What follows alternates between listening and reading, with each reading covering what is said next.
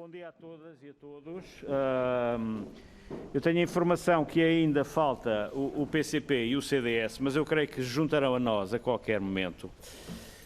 Se não virem inconveniente, nós começaríamos com precisamente a apresentação do requerimento por parte do PSD, como é usual nestes casos, e depois a intervenção do Sr. Presidente.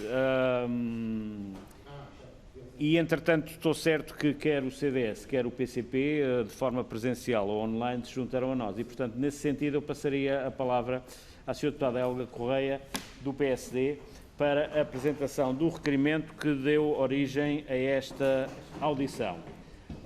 Tem 5 minutos para esse efeito, Sra. Deputada. Tem a palavra. Muito obrigada, Sr. Presidente.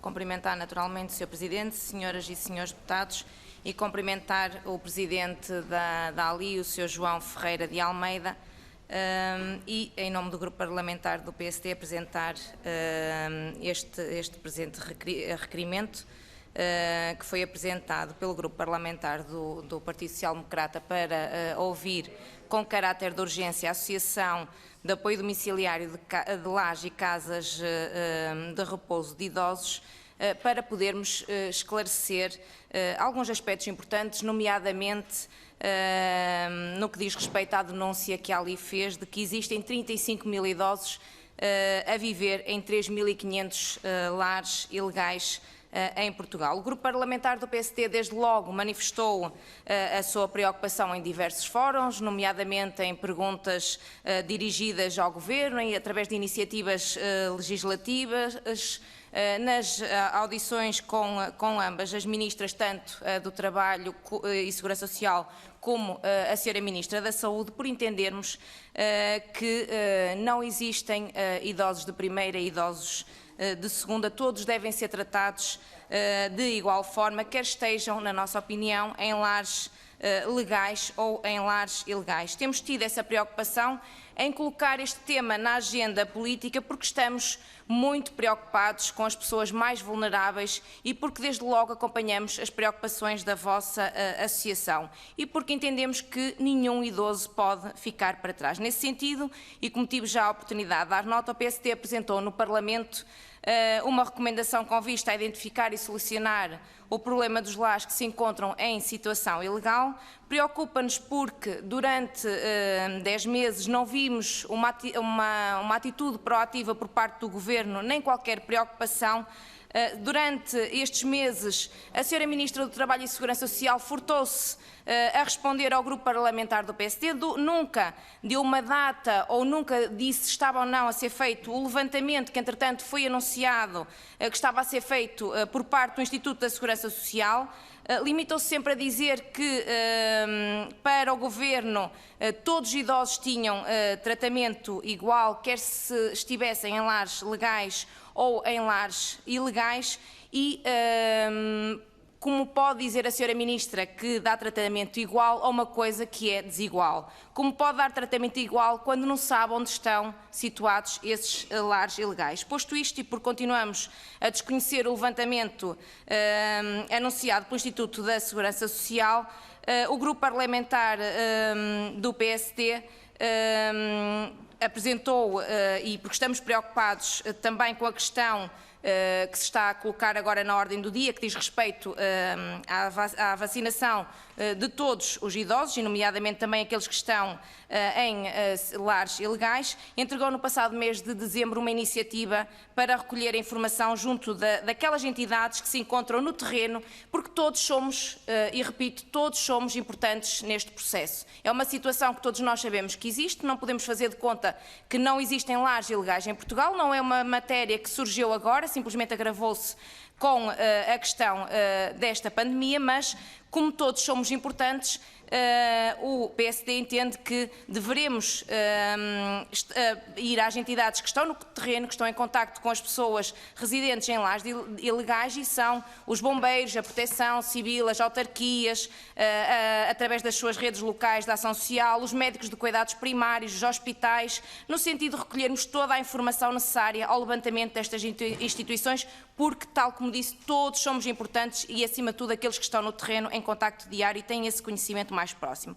Nesse sentido, recomendamos ao Governo o levantamento a fim de possibilitar a vacinação de todos os idosos e, repito, todos os idosos residentes nessas instituições para que sejam vacinados no programa de vacinação dos lares de idosos. E nesta fase iria aproveitar ainda para deixar algumas questões e queria dirigir a primeira pergunta pegando no número dos 35.000 idosos em 35.000 lares. Qual foi a vossa base de estimativa para chegar a este número de instituições legais existentes? Esse número contempla todo o território nacional, incluindo Portugal e ilhas? Esse número mantém-se atualizado à data 2?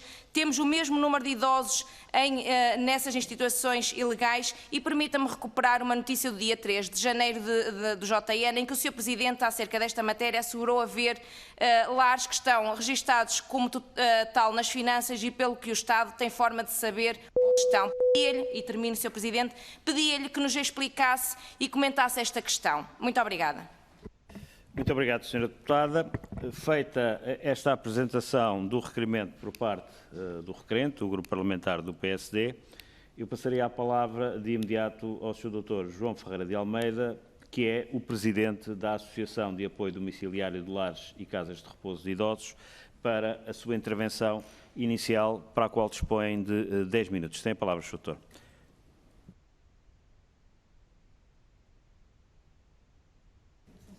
Doutor, estamos a vê-lo, mas não estamos a ouvi-lo. Portanto, estamos aqui com um problema técnico. Está-me a ouvir agora? Neste momento estamos a ouvi-lo perfeitamente. Faz favor. Okay. Sim, senhor. Cumprimentar todos e agradecer a oportunidade de, agora, de uma maneira muito oficial e formal, falar nestas questões que nos preocupam há décadas. Não é de ontem nem de anteontem. E para dizer à senhora deputada que esta estimativa, que já tem uns anos, mas que não deve ter mudado muito, e se mudou foi para pior, de certeza, não foi para melhor.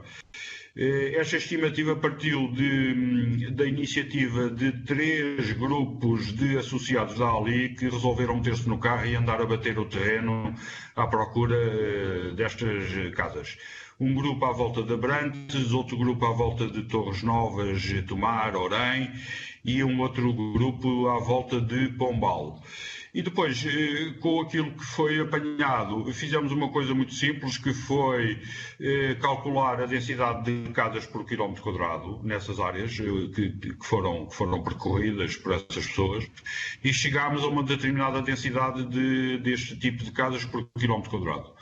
Depois fizemos outra coisa, que foi somar as áreas de dos distritos de Setúbal até Viana do Castelo, e só os distritos mais junto ao litoral, mas também Viseu, e em função de toda essa área, desses quilómetros quadrados todos somados, e aplicando a mesma densidade de casas por quilómetro quadrado, chegámos realmente a um número de entre 3.000 a 3.800 casas. E depois fizemos uma média aleatória de 10 idosos por casa, o que é baixa, é uma média baixa, e dá exatamente esse número de entre 30.000 a 35.000 idosos. Eu não quero deixar de frisar que é uma estimativa e, como qualquer estimativa, vale o que vale. Agora, partiu de uma base concreta detectada no terreno, uma amostragem que era um pouco limitada, mas era uma amostragem e que depois foi extrapolada para as zonas e para as áreas que mencionei. Esta questão das casas ilegais, convém distinguir aqui 2 coisas que é importante, de acordo com a nossa experiência no terreno, que é muito próxima aos associados da ALI. Uma coisa são lares ilegais, mas ainda pior depois são as casas clandestinas, que é outra realidade diferente e pior. Porque as casas ilegais são ilegais porque não têm licença, mas estão, em muitos casos, instaladas em imóveis com condições para ser lar e para acolher e cuidar dos idosos. Têm até muitos, não digo todos, mas muitos têm até bom funcionamento. Têm uma empresa de suporte à sua atividade económica, têm o pessoal a fazer descontos e pagam impostos, enquanto que é exatamente o oposto dessas tais casas clandestinas, porque clandestinidade é isso mesmo, é não cumprir coisa nenhuma desse tipo. São casas normalmente sem condições até estruturais, arquitetónicas, para funcionar como lar de idosos, não têm pessoal em número suficiente, não têm equipamentos que são indispensáveis para cuidar dos idosos, como desde, sei lá, camas articuladas até colchões anti-escaras e por aí fora. E normalmente não tem nem coisa que se pareça a mesma carga, desculpem a expressão, mas a carga de pessoal que nós, lares licenciados, somos obrigados pela legislação que está em vigor a ter. E sem pessoal em número suficiente não há como cuidar dos idosos como eles precisam, não há milagres. Há depois uma outra realidade social que me impressiona muito e garanto que não refiro isto só para parecer bonito. É que, para além depois de todas estas questões, há uma coisa que me impressiona muito e que é uma larga maioria desses idosos, quer em casas ilegais, mas sobretudo até nas casas clandestinas, um grande número desses idosos estão obrigados a residir lá, porque, de acordo com o seu quadro clínico, já não são eles, em grande número, já não são eles a decidir da vida deles. Alguém decidiu por eles. E, portanto, as pessoas estão obrigadas a viver daquela maneira, infelizmente, não é? Muito obrigado, Sr. Doutor. De todas as formas, dispõe de 10 minutos, ainda tem cerca de mais 5 minutos, não sei se seja prosseguir ou se prefere que passemos... Está a conversa para a tarde toda. Pronto, é como quiser, Sr. Doutor. Portanto, nesse sentido, nós passaremos então às perguntas. Deixe-me acrescentar outro fenómeno que é pouco falado e que não são os lares nem ilegais nem clandestinos, que são as casas com 3 idosos, que é uma terceira realidade diferente também. A legislação diz que só se considera lar de 4 idosos para cima. 4 ou mais idosos é considerado um lar. E há esta realidade das casas que têm 3 idosos, o que também é complicado, porque normalmente é como nascem muitos lares ilegais, é começando com 3, mas depois alargam e aumentam. A Segurança Social nunca apostou muito nesta figura, nesta resposta social, que está regulamentada, e o que acontece é que qualquer particular, porque tem quartos vagos na casa, se calhar já com os filhos casados, e decide ocupar esses quartos com idosos, não passando de 3, e acha que está tudo bem. Agora, o Decreto-Lei 391/91, que ainda está em vigor e que regulamenta as famílias de acolhimento, uma das coisas que diz é que a iniciativa para criar uma casa de acolhimento não pode partir dos particulares, mas tem que partir necessariamente da Segurança Social ou de uma entidade enquadradora, normalmente uma IPSS. Mas as pessoas acham que não, e portanto têm quartos vagos em casa e vão ocupando os quartos desta forma. E isto para vos dizer que uma suposta família de acolhimento que não respeite a regulamentação que está em vigor está tão ilegal como um lar ilegal está ilegal, não é? Muito obrigado, Sr. Doutor. Uma coisa, deixe-me só, se ainda tenho tempo, deixe-me só complementar isto com o seguinte. Esta realidade dos lares ilegais é realmente complicada porque a dificuldade de licenciamento de um lar é brutal. É brutal, enorme. Ninguém imagina o que é que nós todos passamos para conseguir o licenciamento das casas. Sobretudo na fase prévia com as câmaras municipais.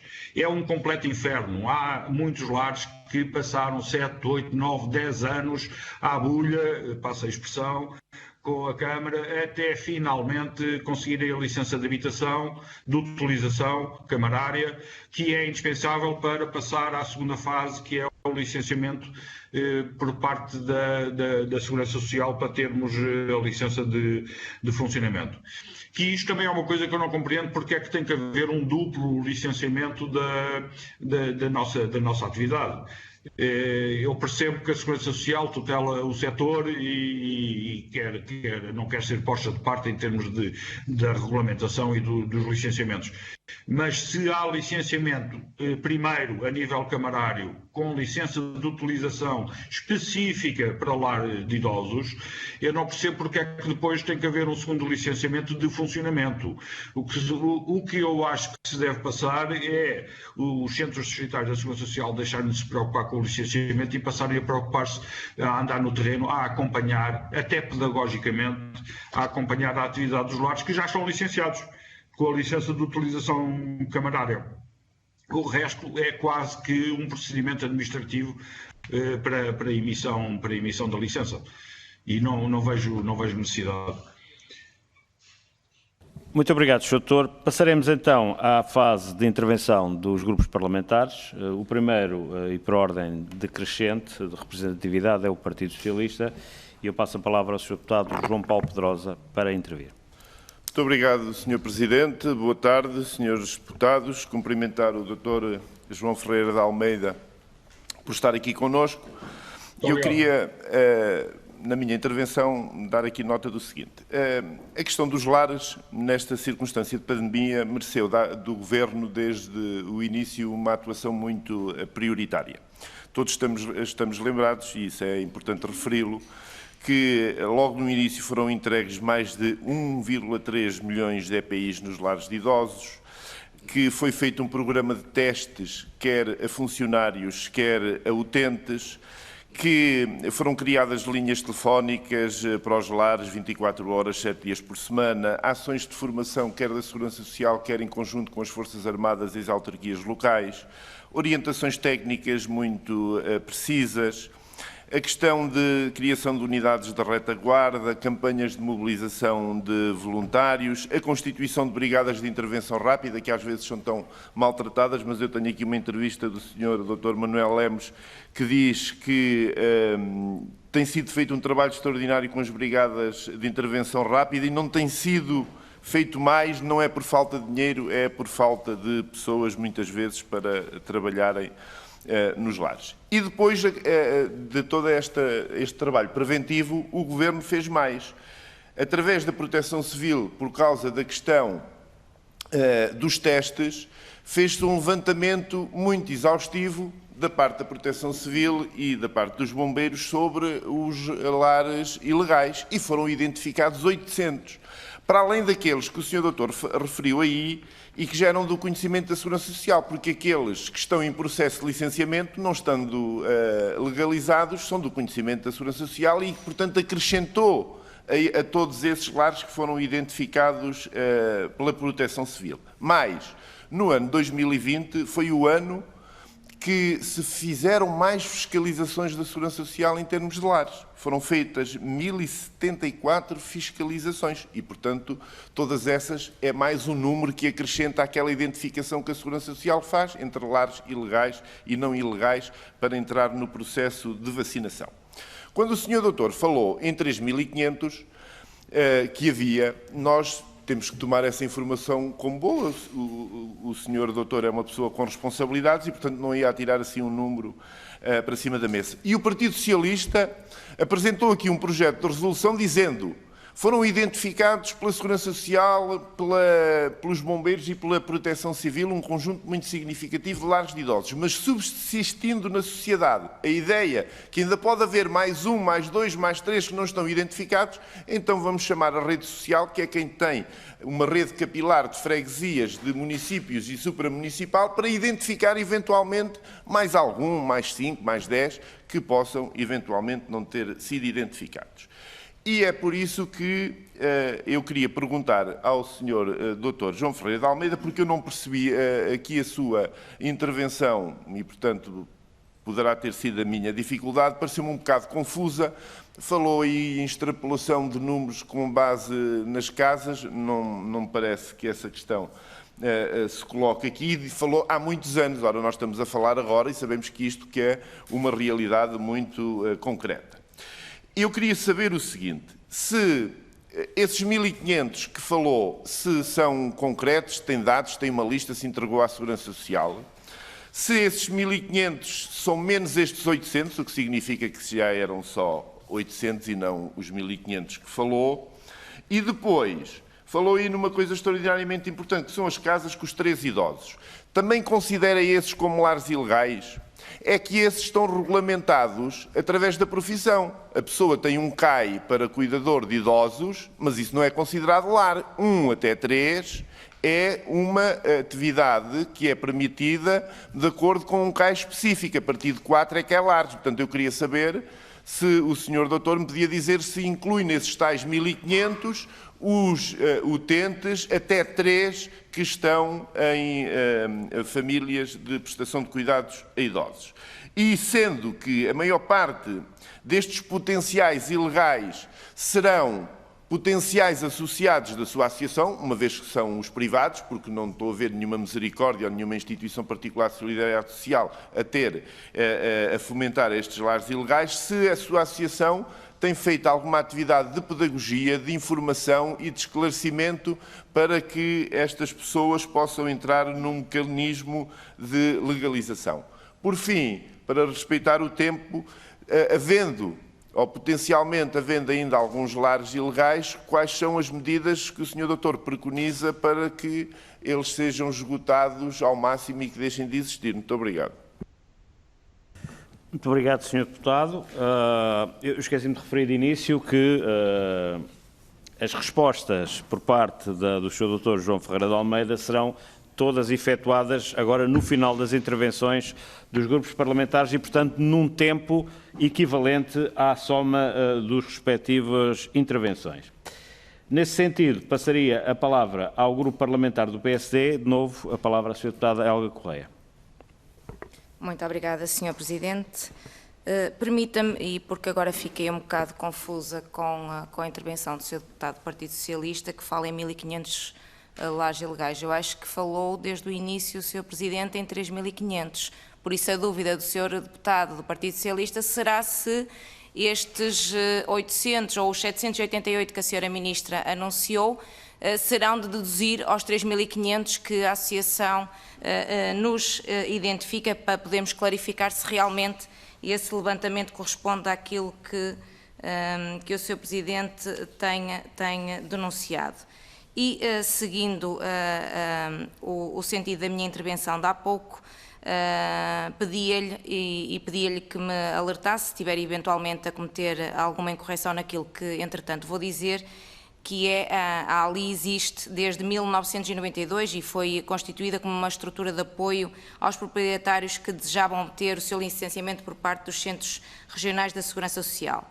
A Sra. Ministra anunciou em julho, e a propósito dos lares ilegais, e cito, sentimos a necessidade de simplificar o processo de licenciamento dos lares porque temos duas realidades. Temos claramente lares que não encontram condições, que não cumprem as condições e outros em que há dificuldade no próprio processo de licenciamento, e isto para recuperar aquilo que falou há bocadinho relativamente aos lares ilegais, porque não têm licença, mas estão instalados em casas com condições para receber os idosos, e a questão daqueles que estão mesmo clandestinos e a questão das famílias de acolhimento. E perguntava-lhe qual é, na sua opinião, o principal obstáculo à legalização destas unidades e à emergência de mais estruturas residenciais para idosos. Em que condição, e porque o senhor conhece no terreno, em que condições funcionam as instituições que conhece? Os idosos, e pergunto-lhe se os idosos que estão lá neste momento estão a correr alguns riscos, e a agilização destes procedimentos pode resolver esta situação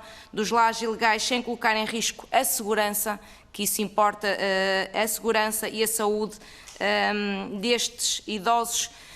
Como certamente tem conhecimento, a Sra. Ministra do Trabalho e Solidariedade e Segurança Social disse no dia 4 de janeiro que entregou à Sra. Ministra da Saúde uma listagem dos 788 lares, ou eventualmente agora os 800 que o Sr. Deputado falou, e que já estarão integrados no plano de vacinação. Este número é muito diferente daquele número que foi sinalizado pela ALI, corresponde apenas a 20% dos idosos em lares ilegais. Estamos aqui perante, na nossa opinião, uma evidente discriminação de tratamento entre os idosos que estão em lares legais e ilegais. Não está aqui uma causa clara de violação dos direitos das pessoas idosas, E para quase concluir, dizer-lhe que o Sr. Primeiro-Ministro esteve no Parlamento na passada terça-feira e, em resposta a uma preocupação da minha colega, da Sra. Deputada Clara Marques Mendes, no debate sobre a política geral, veio corroborar aquilo que foi dito pela Sra. Ministra da Saúde, pela Sra. Ministra do Trabalho e Segurança Social e também pela Sra. Diretora-Geral da Saúde, que nos diz que todos os idosos em lares legais ou em ilegais vão ser vacinados até ao final do presente mês. Tendo em conta que este levantamento não está feito, ainda não temos a identificação de todos os lares ilegais, nem sabemos onde é que eles se localizam. A pergunta que lhe deixo é se acha, na sua opinião, esta intenção do Governo é realmente execuível, se todos os idosos que se encontram em lares ilegais vão ser, e quando falo em lares ilegais, falo, como dizia há pouco, os lares ilegais, as casas que são clandestinas e mesmo estas famílias de acolhimento. Se, na sua opinião, é ou não execuível esta pretensão do Governo. E uma última questão para terminar, perguntava-lhe se, como tem este conhecimento de causa no terreno, se estas brigadas de intervenção rápida que o Governo pôs à disponibilidade das instituições, se naqueles casos em que conhece dos lares identificados, com surtos, se essas brigadas têm tido uma atuação ativa no terreno. Muito obrigada. Muito obrigado, Sra. Deputada. Segue-se o Grupo Parlamentar do Bloco de Esquerda, não está presente, está online, o Sr. Deputado José Soeiro, a quem eu passo a palavra. Tem a palavra o Sr. Deputado.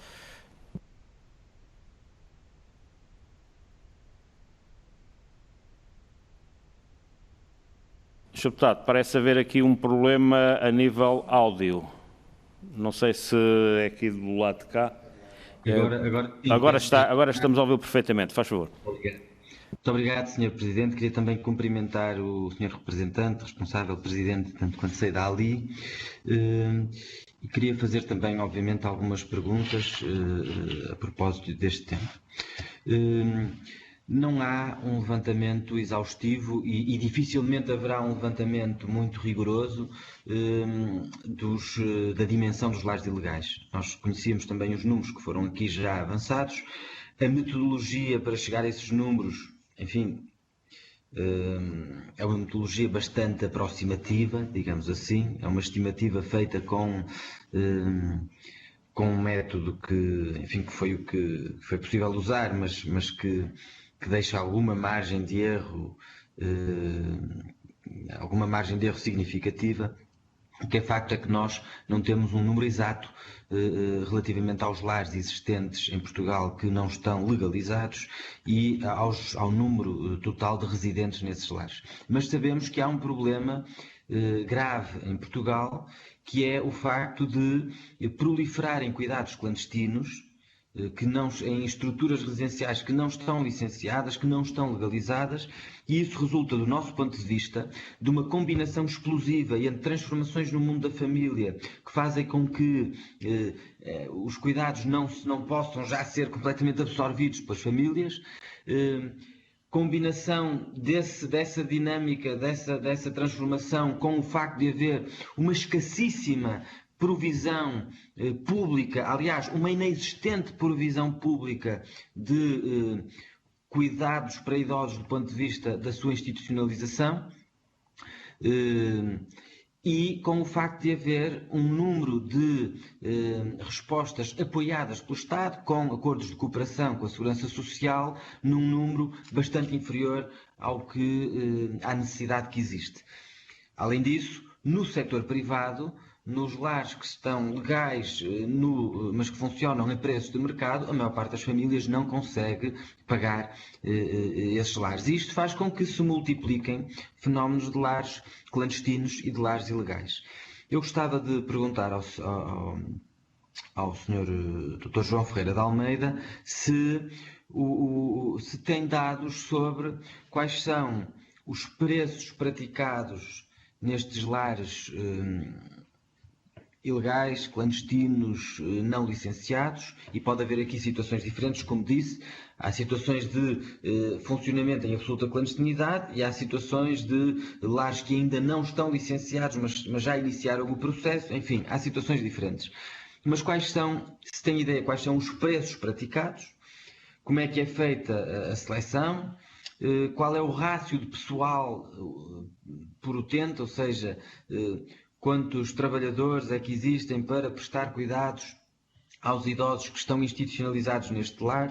Que tipo de cuidados é que são prestados, nomeadamente como é que tem funcionado do ponto de vista da garantia dos cuidados de saúde, e o que é que acha que seria necessário para reforçar a fiscalização por parte da Segurança Social? Já temos tido aqui em vários momentos discussões sobre isso, ou seja, sobre a necessidade de reforçar os meios da própria inspeção, dos mecanismos de fiscalização da Segurança Social, e que soluções é que haveria, porque nos parece que apesar de tudo, há respostas que estão na lei que não estão a ser utilizadas. Dou 2 exemplos. Os centros de noite é uma tipologia que está prevista na lei, mas que, na verdade, penso que existe muito pouco, se é que existe, no país. Há as famílias de acolhimento, que também é uma realidade muito pouco expressiva, quando poderia ser uma solução alternativa. Entendemos que deveria haver um investimento muito maior num apoio domiciliário prestado diretamente pela Segurança Social, portanto, numa provisão pública de apoio domiciliário, de cuidados formais, que permitisse às pessoas que não têm o apoio familiar, que não têm os cuidadores informais, e também a quem tem, que pudessem ficar em casa e ter esse apoio formal, porque nos parece que digamos, a abordagem a este fenómeno dos lares ilegais não pode ser apenas o rebaixamento das regras e da exigência para legalizar estas estruturas residenciais, mas deve ser a procura de alternativas, nomeadamente através de um plano de desinstitucionalização que encontre outras respostas que não as respostas institucionais. Do ponto de vista da emergência, claro, de acordo, e já termino, Sr. Presidente, do ponto de vista da emergência estamos de acordo. É preciso que haja uma identificação por quem está no terreno de todos os residentes neste lar, para que, entre outras coisas, possam ter acesso à vacinação e possam ter acesso aos cuidados de saúde e a todos os planos de mitigação. Muito obrigado. Muito obrigado, Sr. Deputado. Palavra agora ao Grupo Parlamentar do PCP, a Sra. Deputada Diana Ferreira. Tem a palavra. Muito obrigada, Sr. Presidente, e gostaria também, em nome do Grupo Parlamentar do PCP, de cumprimentar o Dr. João Ferreira de Almeida, Presidente da ALI, e agradecer também a intervenção inicial que fez e os elementos que também trouxe à discussão. E começava por dizer sobre a matéria dos lares, e aqui, além da questão dos lares ilegais, naturalmente, ou dos lares não licenciados, ou das respostas clandestinas, acho que podemos referir todas estas realidades sem cometer nenhuma imprecisão, porque todas elas existem, infelizmente, e alargando aqui mesmo à questão dos próprios lares, começar por dizer que em março, quando do aparecimento do surto da Covid-19, o PCP manifestou logo uma preocupação profunda em relação à situação dos utentes, dos idosos que estavam nos lares, e da necessidade de se acautelar um conjunto de medidas de proteção desses utentes face à fragilidade e à vulnerabilidade dos idosos nesta situação. E também, naturalmente, a proteção desses mesmos trabalhadores, porque, como o Sr. Presidente da ALI também disse, naturalmente que se não houver trabalhadores em número suficiente para prestar os cuidados que é necessário assegurar aos idosos que estão nos lares, não há condições de garantir a qualidade desses mesmos cuidados. Naturalmente que se têm registado situações gravíssimas em muitos lares em todo o país, que, aliás, colocam aqui a nu também fragilidades e lacunas que existem há largos anos e que, incluindo em lares que estão com todas as condições formais de funcionamento e que, sendo situações anteriores ao atual contexto, neste momento acaba, por força também da situação sanitária, por se acender aqui um rastilho que exige naturalmente respostas com caráter de urgência a todas as realidades que existem em matéria do apoio aos idosos. Temos uma realidade de agravamento de contágios entre trabalhadores e utentes destas estruturas, sendo que esta carência de pessoal que já aqui referimos significa também menos condições na prestação de cuidados de saúde e menos condições também para garantir até o isolamento necessário de muitos idosos e para garantir aqui, dar também um contributo no fundo, no quebrar de cadeias de contágio. Eu juntava ainda a estas palavras uma outra dimensão que, não tendo sido referida, eu penso que importa, até ver pelo menos, penso que importa também referi-la, seja nos lares que têm todas as formalidades cumpridas para funcionar, seja também em lares que não estão licenciados ou clandestinos, e se calhar nesses mais por força das próprias circunstâncias, que tem naturalmente a ver com o aumento exponencial do isolamento familiar e social dos idosos, da solidão também destes utentes, com consequências naturalmente que não nos podem deixar indiferentes, e porque muitos sofreram também aqui consequências irreversíveis, fruto também desta situação. E naturalmente que não deixamos aqui de identificar, como já afirmamos noutros momentos, que o conjunto da escassez da resposta para as necessidades dos idosos, e quando falamos da escassez da resposta não falamos só de lares, porque há outras respostas que podem ser asseguradas às pessoas idosas, nomeadamente em cuidados e apoio domiciliário, ou seja, a escassez de resposta face às necessidades que existem, e essa é uma escassez até identificada na própria Carta Social publicada pela própria Segurança Social, ou seja, esta escassez conduz efetivamente, e também a falta de condições das famílias de suportarem um conjunto de custos nestas estruturas, conduz naturalmente a estas respostas que não estão legalizadas e em que muitos utentes e muitas famílias são obrigados a recorrer a estas soluções, não encontrando as respostas necessárias do outro lado, até face à questão das próprias listas de espera, que aliás eu também pedia que, se houvesse alguma informação que tivessem sobre a questão das listas de espera, que também aqui a colocassem, porque nós achamos que as listas de espera que existem relativamente à entrada dos lares é também um dos elementos que conduz ou que empurra muitas famílias para os lares ilegais, para os lares não licenciados e clandestinos. E mesmo para terminar, porque estou nos 5 minutos, tinha 3 questões muito concretas que vou abreviar. Nomeadamente, que avaliação é que faz destas equipas de intervenção rápida na resolução de um conjunto de problemas que estão identificados. Desta carência de trabalhadores, se entende que é necessário um reforço urgente? Nós entendemos que sim, mas já agora com uma formação também adequada e com a estabilidade para os próprios trabalhadores poderem depois continuar a trabalhar nestas estruturas, e também de um ponto de vista de soluções e do papel da Segurança Social no acompanhamento e na fiscalização das várias respostas, quais são também as soluções que entendem que devem ser encontradas. O PCP tem uma posição de fundo sobre esta matéria, nomeadamente em relação à responsabilidade da Segurança Social através de respostas públicas, seja de apoio domiciliário, seja também de uma rede pública de lares, mas naturalmente gostaríamos também de ouvir a vossa reflexão sobre isto. Muito obrigada e obrigada pela tolerância, Sr. Presidente. Muito obrigado, Sra. Deputada. Passo agora a palavra ao Grupo Parlamentar do CDS, o Sr. Deputado João Pinho Almeida, que está online. Tem a palavra, Sr. Deputado.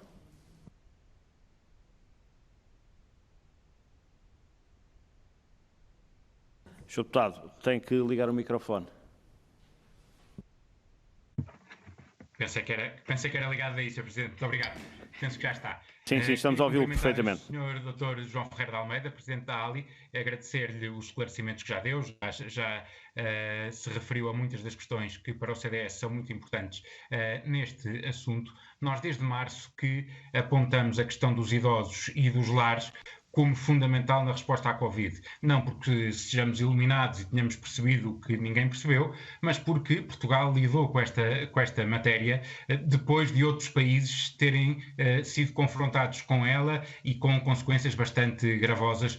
Aconteceu isso quer em Itália, quer em Espanha, e portanto nós desde sempre que sabemos que os idosos são uma população especialmente vulnerável à questão da propagação da pandemia Covid-19. O que temos dito desde o início, uma das questões, e que deve estar antes de todas as outras, é que a resposta que o Estado deve dá-la em função de cada idoso e não em função da natureza da entidade em que eventualmente estejam a residir. E, portanto, isto da entidade ou do local onde estejam a residir. Portanto, os idosos têm que ser apoiados, quer vivam em lares licenciados, quer vivam em estruturas residenciais não licenciadas, quer vivam sozinhos, quer vivam com as famílias. Porque o que nós temos que apoiar são os idosos. Não são, quer dizer, são as instituições no sentido em que servem os idosos também. E isso não nos parece que tenha funcionado bem. A questão da vacinação, trazida pelo PSD para este debate e para este requerimento, é uma questão relevantíssima neste momento, porque trata-se de proteger esta população vulnerável o mais depressa possível e com eficácia. E, portanto, aquilo que nós reforçamos, não perguntamos, já foi perguntado, aquilo que nós reforçamos, ainda há pouco a Sra. Deputada Helga Correia o dizia, o universo que nos continuam a falar de lares e de estruturas residenciais não licenciados é uma pequena parte, cerca de 20%, daquilo que se estima poder existir. Ou seja, há uma quantidade de idosos que residem nestes outros 80% de instituições que podem estar fora do radar desta vacinação. Queria perguntar também depois, porque sendo a vacinação importante, não é a única questão, sobre a testagem. Sabemos também, e o próprio Governo reconheceu em novembro, quando aprovou a Estratégia Nacional para a testagem e para a despistagem do vírus, que os idosos, assim como a população escolar, são essenciais neste processo. O que eu pergunto é até que ponto é que de novembro para cá, a nível da testagem, da despistagem, houve efetivamente uma evolução no sentido de se prevenirem desde logo os surtos, identificando mais cedo e de preferência precocemente aqueles que estão infectados e, portanto, podendo depois tomar todas as medidas.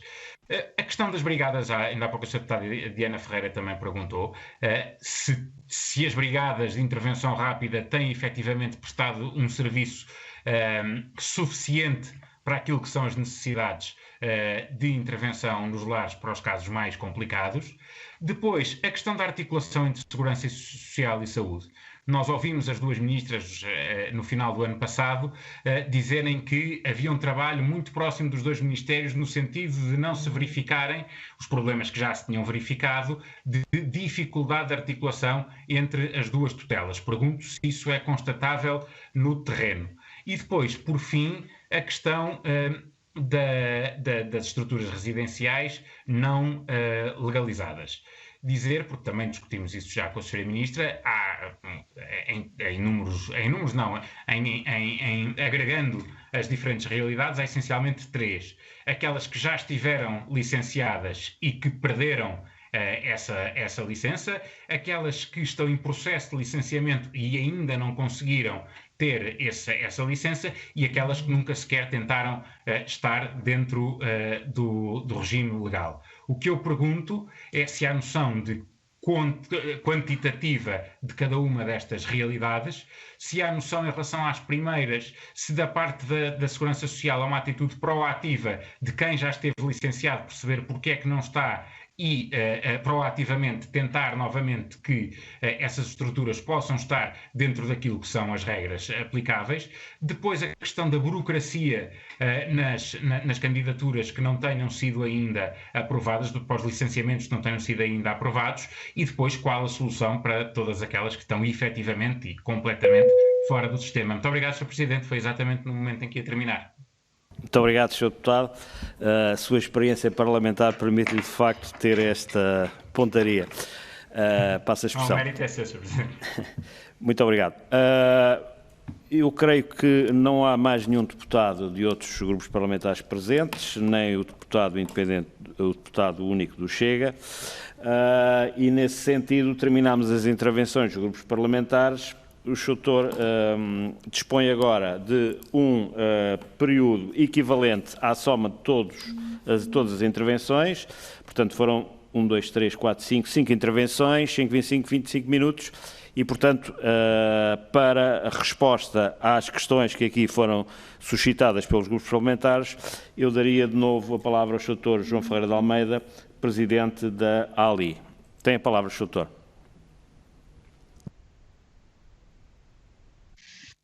Isto é uma maldade que não se faz a ninguém, ter que responder agora a todos em conjunto. Mas vou tentar. Estive a tomar notas, vamos ver se consigo. Acho que já cumprimentei todos, gostaria de voltar a cumprimentar todos, para não me esquecer de ninguém. E ao Sr. Deputado do Partido Socialista, gostaria de lhe dizer que estou de acordo com ele com muitas das medidas que foram tomadas pelo Governo, e ainda bem, a começar por orientações precisas e específicas para o lar de idosos, as brigadas rápidas. Esqueceu-se de referir um programa muito importante que foi o Adaptar Social Mais, até pelo nível, o valor de despesas que os lares sociais ou privados, não interessa, têm com esse tipo de material de proteção, que é assustador. Eu tenho uma residência muito pequena e sei o que gasto, o que tenho que gastar, mas nem imagino o que é que uma residência com 100 ou com 120 pessoas precisa de gastar, se houver cumprimento das boas práticas, porque não sei se haverá bastantes casos em que essas boas práticas são deixadas um bocadinho de lado. Que para mim é a única explicação para haver tantos surtos em lares, é haver alguma falta de cuidado, não pode haver outra explicação. O vírus não nasce espontaneamente no interior do lar, tem que ser trazido fora, de certeza. E se não houver disciplina nos meios de proteção, dentro do lar e depois fora do lar também, as empregadas, nomeadamente, a coisa complica-se de certeza. Agora, e também até relativamente a esta questão dos equipamentos de proteção individual, foi em parte, pequena parte, resolvido com este programa Adaptar Social Mais,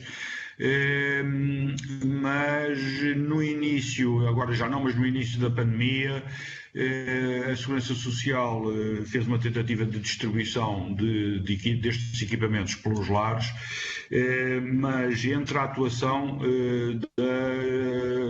da Segurança Social e a atuação, por exemplo, também de câmaras, tivemos vários casos que nos foram relatados, e a fazer fé naquilo que nos dizem, de que houve muitos lares privados a quem foi dito que você, por ser privado, não tem direito a nada. E eu também não entendo este tipo de atitude, como se o que é mais importante é realmente pensar nos idosos e na proteção dos idosos.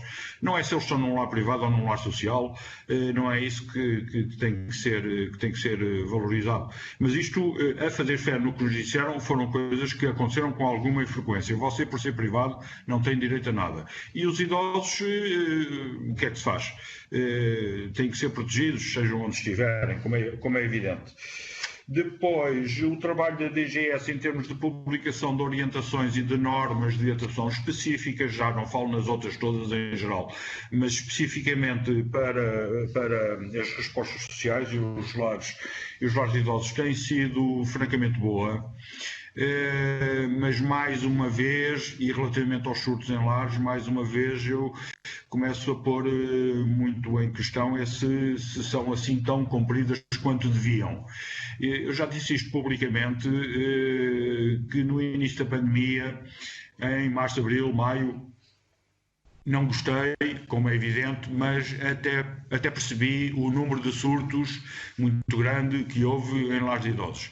Passado 10 meses, eu já não percebo que tantos surtos continuem a acontecer em lares de idosos. Não só tantos surtos, como ainda por cima com a dimensão terrível que tem, porque a totalidade dos idosos, em muitos casos, é aos 30, 40, 60 idosos, todos infectados, mais as empregadas. passado 10 meses do início da pandemia, eu não consigo perceber como é que isto continua a acontecer. A não ser, com o que já disse antes, se calhar há algum desleixo nas tais ditas boas práticas e se calhar convinha fazer uma análise cuidadosa disso. Eu dei-me ao trabalho de ontem falar a 2 ou 3 lares de grande dimensão, isto é só para terem a noção da dimensão do problema. Falei com 3 lares de grande dimensão e o gasto mensal com equipamentos de proteção individual ronda entre 6 a 7 mil euros por mês. 6 a 7 mil euros por mês. Isto é realmente terrível. E já agora deixo ao Sr. Deputado do Partido Socialista um desafio e que seria a absoluta necessidade de prorrogar ou voltar a fazer uma nova edição desse programa Adaptar Social Mais que já referi, porque será de facto importante. Depois, relativamente ao levantamento dos lares ilegais, ainda não foi feito porque durante décadas em que a ALI anda permanentemente a falar nisto, junto de responsáveis da Segurança Social, junto de diretores dos centros distritais da Segurança Social, nunca houve muito interesse em desenvolver um trabalho articulado e completo de detecção deste tipo de casas. E isto foi-nos dito em reuniões, cara a cara, olhos nos olhos, por vários diretores de centros distritais da Segurança Social. Já lá vai há algum tempo, recentemente não, mas foi-nos dito em várias reuniões de que não faziam isto, não tinham que andar a detectar onde é que essas casas estavam, porque como eram ilegais não tinham a tutela deles e portanto não tinham que andar à procura deles. Mas depois acrescentaram e não andamos à procura deles porque também não temos meios de resolver a questão. Eu não digo que seja fácil resolver a questão, obviamente que é difícil. Agora, se não se tenta, se não se começa, é que nunca mais se leva a cabo, não é? E esta questão das fiscalizações, de 1074 fiscalizações, o Sr. Deputado talvez fosse bom pedir o desdobramento deste número de 1074 fiscalizações, que impressiona muito, mas que é curto para o objetivo principal que estamos a falar, que são as casas ilegais. Normalmente, todos os anos, o número de inspeções a casas ilegais ou clandestinas não chega sequer a 50% do total das inspeções, que são muito mais incidentes nos lares privados, são depois também incidentes nas instituições sociais e fica sempre para trás as casas ilegais ou clandestinas, que normalmente não chegam a 50% do total das inspeções, quando deviam ser o alvo principal na minha ótica, mas deixo isso à reflexão. Depois, esta questão, ainda relacionada com o que estamos a dizer, identificar mais ilegais, só não se faz porque não se quer, ou não se tem querido. Agora, por causa da pandemia, viram-se aflitos e lá resolveram fazer uma primeira tentativa de os detectar e identificar. Eu estou farto de dizer na comunicação social que só não se faz porque não se quer. Porque com os bombeiros locais, com as corporações locais de bombeiros, apanham-se todos. Não falha um, porque os bombeiros sabem onde estão todos. Vão lá buscar os idosos, podes levar ao hospital, podes levar às consultas, podes levar a fazer exames, para a fisioterapia, para a hemodiálise.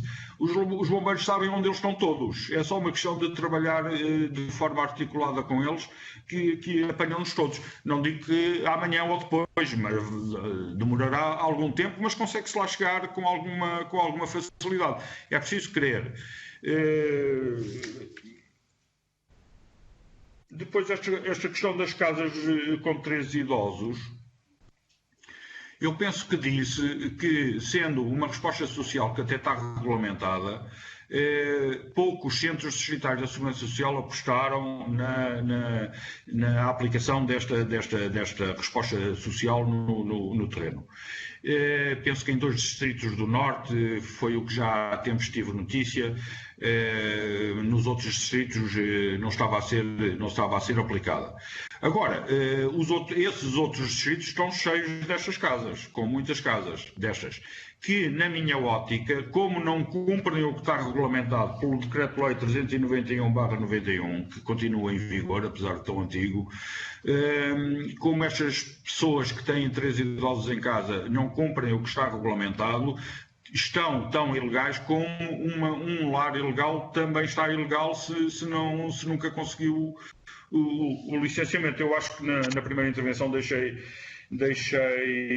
isso claro.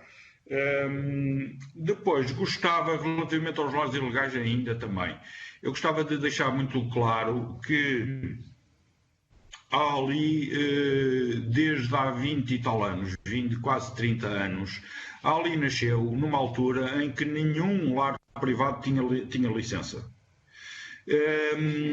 E, portanto, foi criada nessa base, com esses lares que se associaram, mas eu não é para me armar em vaidoso, mas há ali, ao longo destes anos todos, tem tido um papel extraordinário a ajudar muitos lares a conseguirem chegar à licença.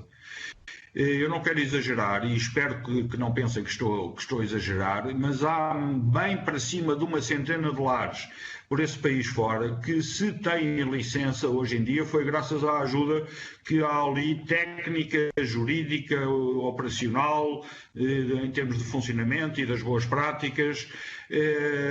Se têm licença hoje em dia foi devido ao apoio que tiveram da sua associação e ainda bem que sim. Temos ainda alguns, residual, que têm o processo e só estão connosco porque têm o processo de licenciamento a correr na Segurança Social, mas, como já disse, ninguém imagina o inferno completo, sobretudo a nível camarário, para se conseguir a licença camarária, a aprovação do projeto, em primeiro lugar, depois com os parceiros do Delegado de Saúde, com o parceiro da Proteção Civil e com o parceiro da Segurança Social. Ninguém imagina o inferno que há e os anos que demora até se conseguir a licença camarária. E só após isso é que se pode ir requerer à Segurança Social a licença de funcionamento. Só para vos dar um exemplo, que foi relativamente recente, houve um sócio que me pediu para ir à Câmara de Sintra para ver o que se passava com o seu processo de licenciamento e eu fui realmente com ele. Peço desculpa. A reunião demorou 5 minutos, porque a senhora arquiteta que esticou as plantas em cima da mesa disse muito rapidamente que não tinha como aprovar o licenciamento das obras e do projeto de arquitetura que estava em cima da mesa.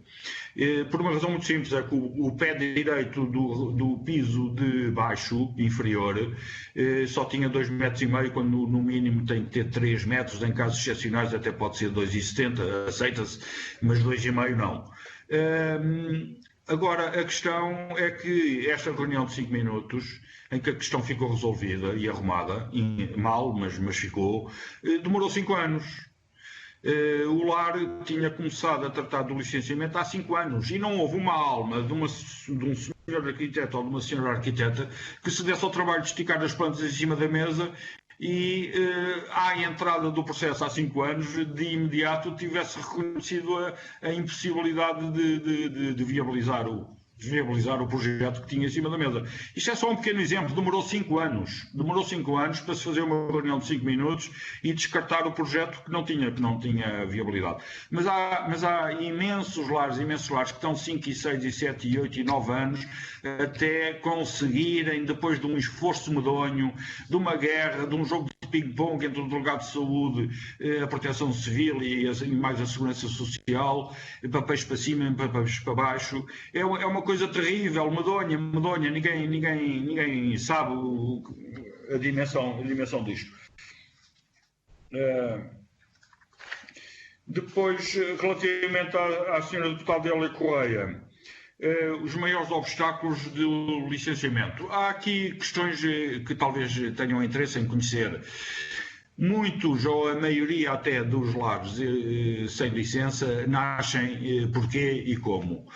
Normalmente instalados em moradias e de duas maneiras diferentes. Ou as pessoas não tiveram o cuidado de, antes de se instalarem, irem ver o PDM do município e saber se, face às regras do PDM, se há viabilidade em instalar um lar naquele sítio ou não. E depois também, antes de alugarem ou de comprarem o imóvel, perceberem se a estrutura arquitetónica do imóvel se tem condições de se adaptar aos requisitos da regulamentação em vigor. Muitos nem se dão ao trabalho antes de fecharem o contrato de aluguer ou até compra do imóvel. E depois de estarem instalados, percebem que estruturalmente o imóvel não tem realmente qualquer hipótese de vir a ser adaptado de acordo com os requisitos técnicos da portaria que está em vigor. E vão-se mantendo assim. E como a fiscalização é muito frágil e nem são muito penalizados por isso, se forem alvo de fiscalização, sim, porque as contraordenações graves ou muito graves, a coima mínima já são 20.000 euros, já dói. Antes não, até aqui há uns anos não, mas agora já dói. Agora é preciso que seja aplicada, é preciso que a fiscalização chegue a eles e aplique as coimas. E com aqueles números das fiscalizações que falámos antes, não é assim que lá vão. De maneira que depois há um outro fenómeno também que é interessante e que é um lar deste de que estou a falar, instalado numa moradia, mas que até tenha condições de se adaptar. Acontece depois uma coisa com muita frequência, é que os donos dos lares têm não só que gastar muito dinheiro com as obras de adaptação, para depois normalmente verem reduzida a lotação da casa e, portanto, verem reduzida a receita da casa. E, portanto, estar a gastar dinheiro para depois terem uma receita diminuída, as pessoas têm pouca disponibilidade para fazer isto. Depois ainda há uma outra questão também que é interessante e que é a regulamentação que está em vigor, porque a mesma regulamentação tanto se aplica a lares de raiz como a imóveis já existentes e que se faça a adaptação, como também se aplica a lares de muita pequena dimensão, porque a partir de 4 ou mais já é considerado lar e já tem que se licenciar, mas aplicar a mesma regulamentação a casas muito pequenas, com 10, como há muitos, sobretudo até no Norte e Alentejo, com 10, 12 idosos, até residências que podem ir até 120 residentes. Isto é um bocado absurdo, a legislação sendo exatamente a mesma para um caso e para o outro. E precisava de uma reformulação. Urgente, isto e no sentido principalmente de, em vez de haver um único anexo técnico que se aplica quer a imóveis de raiz, quer a imóveis adaptados, ou a imóveis pequenos ou a imóveis grandes, havia necessidade grande de a portaria, em vez de ter só um anexo, ter um ou dois ou três, os que se entendesse necessários para cada situação específica e que respondesse a uma realidade específica, porque elas são muito diferentes.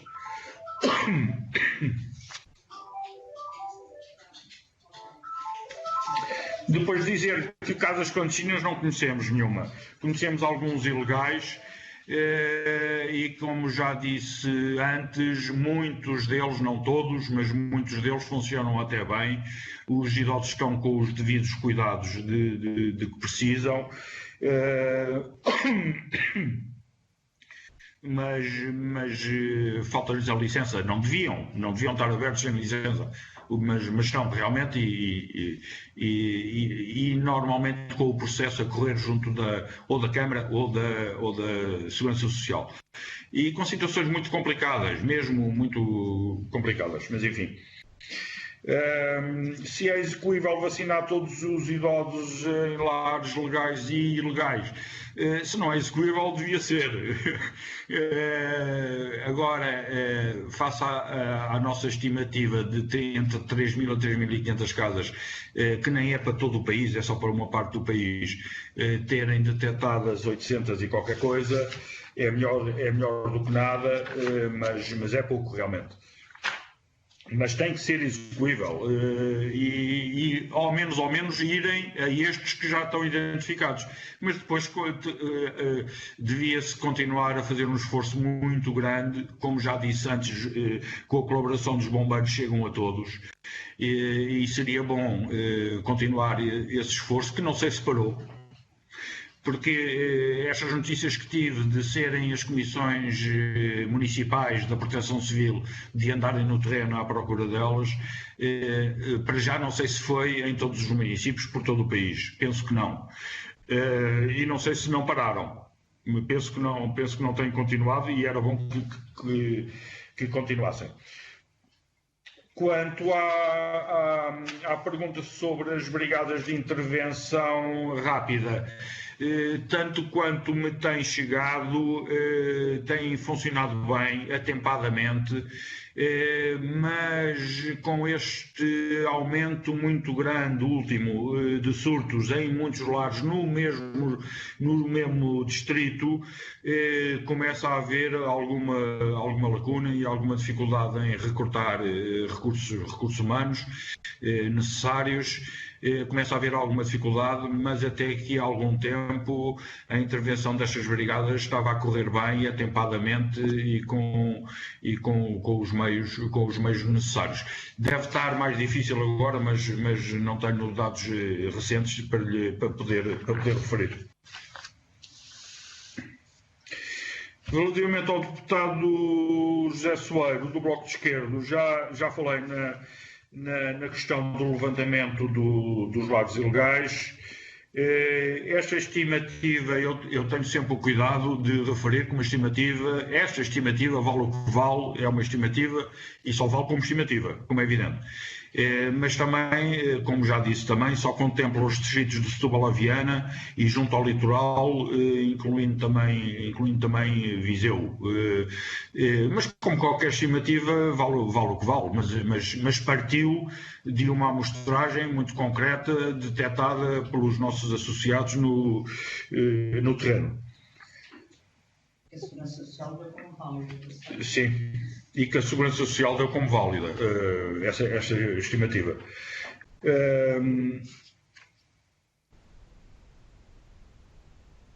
Esta questão das famílias não poderem pagar o valor das mensalidades no setor privado é uma questão também que não leva muito longe. Eu espero que estejam com paciência de me ouvir mais um bocado. Em média, o valor da mensalidade, ao contrário do que muita gente pensa, em média, o valor da mensalidade em lares privados licenciados ronda cerca de 1.100, 1.200 euros.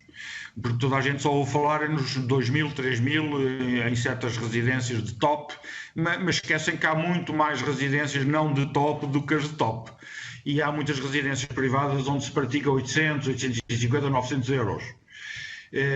E, portanto, em termos médios, o número que temos connosco ronda entre 1.100 a 1.200 euros.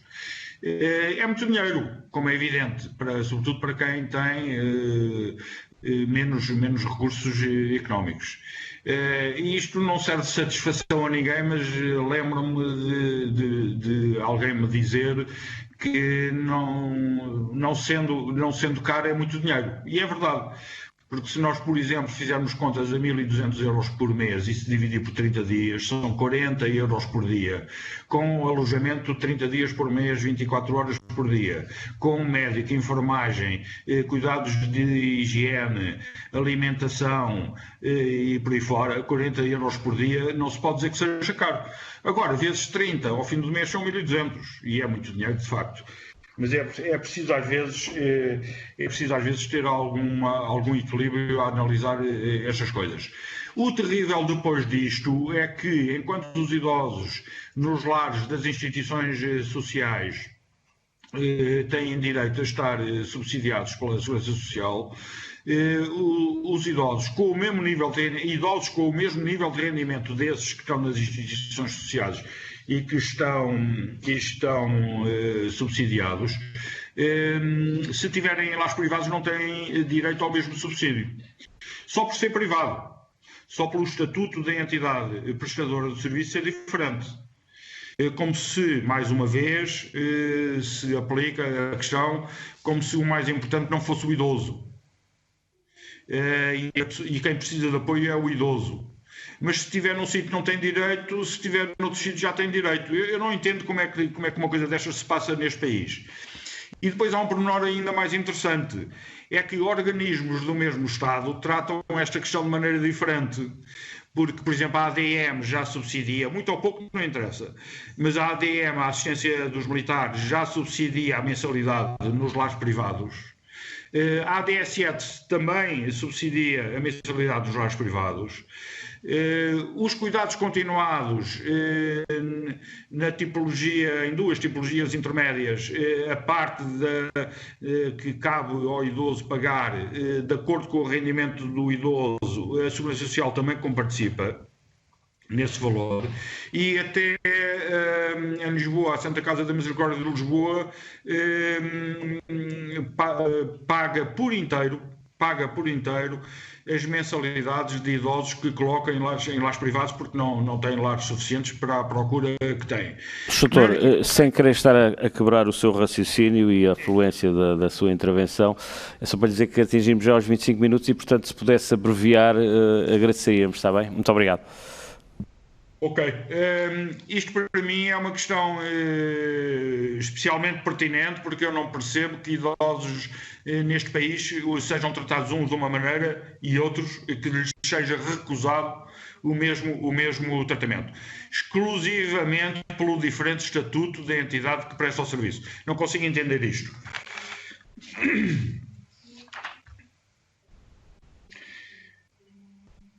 Os centros de noite realmente não têm praticamente aplicação, está regulamentado, mas não tem praticamente aplicação. E depois gostava de dizer ao Sr. Deputado José Soeiro que da parte da ALI de certeza que nunca ouviu falar em se baixar as exigências de forma a facilitar os licenciamentos. Uma coisa é adequar a regulamentação à realidade da vida e do que é que se passa no terreno. Outra coisa é baixar as exigências. Nunca ninguém ouviu falar nisto.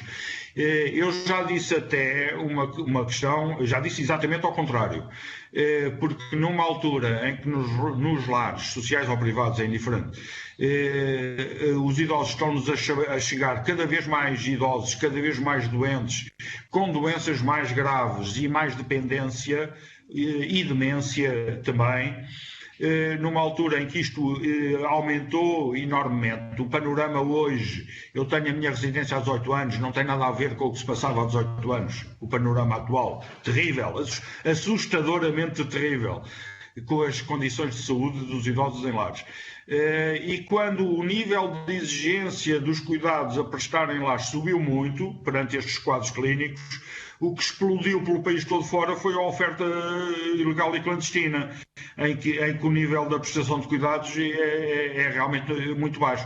Quando precisavam de ser mais altos, baixaram. Mas é na clandestinidade, não é de certeza a nível dos lares licenciados. E convinha ter o cuidado de analisar estas coisas neste sentido, porque é muito pertinente. Para a senhora deputada do Partido Comunista, a escassez de resposta face às necessidades, e vou fechar porque não tenho tempo de falar em tudo, mas gostava de falar nisto ainda, a escassez de resposta face às necessidades, estamos a falar de lares de idosos. E isto é uma questão pertinente, porque Eu percebo a dificuldade da Segurança Social de resolver esta questão dos lares ilegais e clandestinos. Eu percebo. Não gosto, mas percebo. Mas também é porque se deixou crescer o fenómeno até à dimensão que tem hoje. Se o tivessem tentado travar antes, a coisa não estava tão mal, de certeza. Agora, o que eu tenho a certeza é que a iniciativa privada e os empresários do setor podiam contribuir muitíssimo para resolver o problema, com novos lares, porque sem novos lares dificilmente isto será resolvido. Há que ter alternativas de instalação para os idosos a retirar das casas que vão ser, ou que deveriam ser encerradas. Mas a envolvente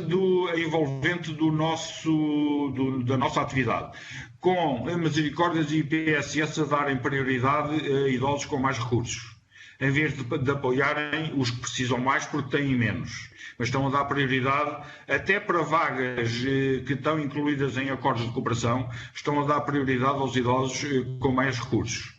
E os que estão há mais tempo em listas de espera estão a vê-los a passar à frente por causa dos mais recursos ou de supostas e fictícias doações, porque não são doações.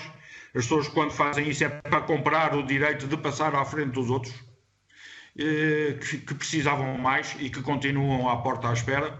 E, portanto, com esta concorrência, com a não subsidiação de idosos em lares privados, com as casas com 3 idosos, com casas clandestinas, com lares ilegais à nossa volta, toda esta envolvente à nossa volta não é muito motivadora para se investir neste setor. O que teria uma vantagem muito grande para o Estado, porque evitava que continuasse a gastar milhões e milhões e milhões ao longo de muitos anos com as instituições sociais, ficava dispensado desse esforço financeiro, abdica também da receita fiscal dessas entidades e, portanto, podia deixar aos empresários privados o esforço de investimento no setor e com a vantagem de ainda ter alguma receita fiscal acrescida com o crescimento desta atividade económica e que é muito necessária. Corresponde às necessidades reais do país e da população mais idosa do nosso país. Era bom refletir nisto também. Doutor, se pudéssemos mesmo terminar, agradecia, por favor. Obrigado. Podemos fechar realmente. Grosso modo, penso que respondi à maioria das questões e gostava de cumprimentar todos de novo. Dar-lhes a minha inteira disponibilidade sempre que precisarem de ouvir a Ali e, como digo, cumprimentar a todos e pedir-lhes um esforço especial de reflexão destas questões, porque eu também já disse várias vezes que há décadas que toda a estrutura de apoio a idosos neste país, há décadas que está mal estruturada, está mal sistematizada, está mal articulada, está a funcionar mal. Há décadas, não é de hoje. E precisava tudo de um esforço muito grande, de articular, sistematizar, regulamentar, reorganizar e repensar de maneira diferente. Eu sei que é complicado pedir-se a alguém para pensar de maneira diferente sobre estas questões, quando o status quo vigente está adquirido e está instalado na cabeça de toda a gente. Eu costumo dizer que é um atrevimento pensar diferente, mas às vezes é preciso. Muito boa tarde, foi um gosto de estar com todos e cumprimentar de novo todos. Muito obrigado, Sr. Doutor. Nós é que agradecemos a sua participação, que eu creio que foi útil e foi bastante esclarecedora relativamente a esta questão da resposta à pandemia, na questão dos lares e a questão da vacinação nos lares ilegais. Eu queria, para me despedir, fazer aqui uma pequena correção. Eu há bocado disse que não havia mais nenhum grupo parlamentar presente e cometi um erro. De facto, está presente também o deputado do PAN, embora tenha optado por não intervir nesta audição. E, portanto, damos por concluída esta audição conjunta do Sr. Presidente da Associação de Apoio Domiciliário de Lares e Casas de Repouso de Idosos, que foi uma audição conjunta de três comissões, a saber, a Comissão de Saúde, a Comissão de Trabalho e Segurança Social e a Comissão Eventual para o Acompanhamento da Aplicação das Medidas de Resposta à Pandemia da Doença Covid-19 e do Processo de Recuperação Económica e Social. Boa tarde a todos. Quero.